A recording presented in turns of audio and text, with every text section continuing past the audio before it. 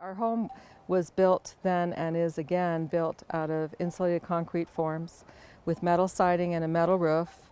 And we had a large area of defensible space. And the firefighters said that it was a wall that was 200 feet flames above the house coming at 30 to 40 miles an hour. And he said nothing was going to prevent that fire from taking our home. We have to remember that we are human. We live in an area that is nature.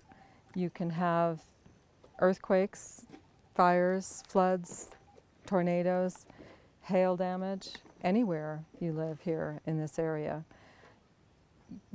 In my mind, you just have to learn to accept it and just say you prepare the best you can. So you make your list, you take your pictures of all your contents. But we're thinking in human terms, and the land thinks in the whole, how the planet operates. Fire is a big part of that. And I don't see that we did the best we could to prevent losing our home in the fire, as many people did. And you just have to think of it as, I hope it doesn't happen again. We all like to be brave and say that it's just stuff. It isn't just stuff when you've put literally your own blood, sweat, and tears into building your home. It's gone from the concrete and the nails and the wood to being your home. When you've lived in it, you have your memories and all that. Your kids grew up here. And that's what it has been for us, is it's become more than just the nails and the concrete and the wood and that. And that's why we came back. We did lose a lot, and that, is never going to go away. You're always remembering something. You're in a store, you're at somebody's home, and you say, oh, I had one of those one time. I wonder if I put it on the list for the insurance company. And I've talked to people that have been in fires years ago, and they said it never goes away. You still keep thinking about those things.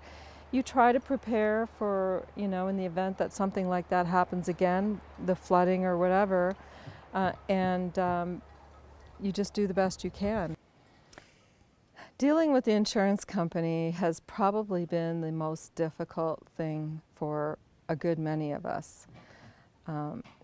You expect that on your insurance, when you're told that you have a certain amount and then you have rebuild, an amount that will allow you to rebuild to what you had. We had replacement value, and you replace with like, kind, and quality. So we'll just take the house for example. We had a certain amount on our insurance, and I had spoken with my insurance agent a couple of years before the fire and said, I know it's going to cost significantly more than what we're insured for, but he told me that don't worry about it. You have replacement value. Whatever it costs to replace it, you'll get. The reality of that, however, is very different. First of all, we actually only had 20% more than what we were insured for that we could have gotten. But you have to have receipts within 6 months of getting that check to show that, yes, it's going to cost that 20% extra. We didn't even have our permit within 6 months. So you can't finish a house in 6 months from the moment you get that check, no matter how prepared you are. You have to have your septic, your well inspected, your leach field inspected. You have to start from scratch with the land, raise all the land, make sure it's totally cleared. You have to do a perk test again. You have to check that the ground is solid enough to put this size house with all the concrete on top of it, that the land will support it. And even though we had it there before, we have to follow the rules of the county. So that alone took months. They give you additional living expenses to live in a rental home, everything is like, kind of quality. So we had lived in a beautiful home in Fort Collins, but then at the end of 1 year, that's the extent of how long they're going to pay for. So then where do you live for the rest of the time? So we were done in our rental last June because the event started on June 9th, so we only had until June 9th.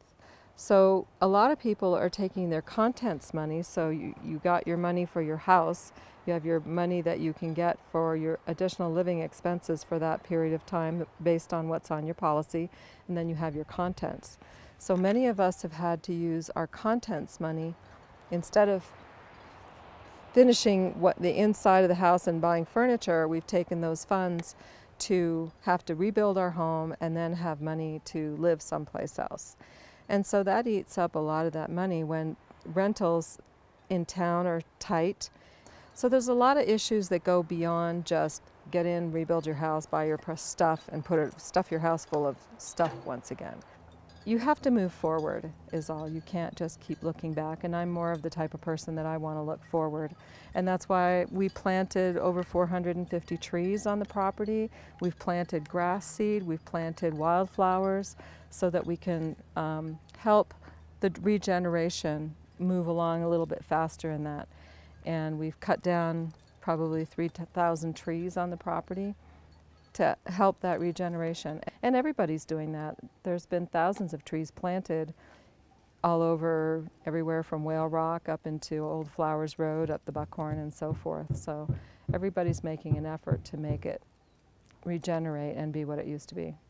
The people in the area really came together and were very giving.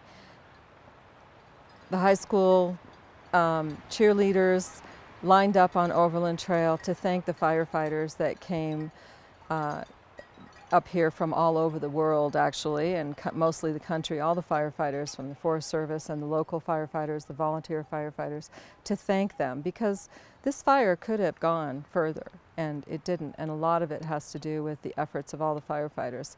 So a huge thank you to everyone, and I can't name all of them, but the stores in the area, the big box stores contributed to helping the firefighters with donations that we went out and asked for. Chainsaws, boots, socks. The people of Fort Collins donated a lot of these things. They opened up the Mervyn Center, one of the local volunteer organizations opened up the Mervyn Center and put a crew in there that just accepted donations. We were able to get clothing, shoes. Some of the stores donated furniture and clothes, like Dress Barn donated a lot of clothing. There were people from all different organizations that were very giving and donated. And for that, I just want to be one spokesperson for all of us that say thank you so much for all your caring, loving thoughts and all the donations that you gave. We can't thank you enough because, again, we talked about it takes a village to raise a child, but it takes a village to really be a community. And even the firefighters from the Forest Service and beyond that came here, the hot shots, everybody, they said they've never been treated as well as they have been in this area. They couldn't go in and buy a cup of coffee, a beer, a meal, nothing. People would just be there and say, I want to take care of you and thank you for all that you've done. And we up here are very, very grateful for all that they've done.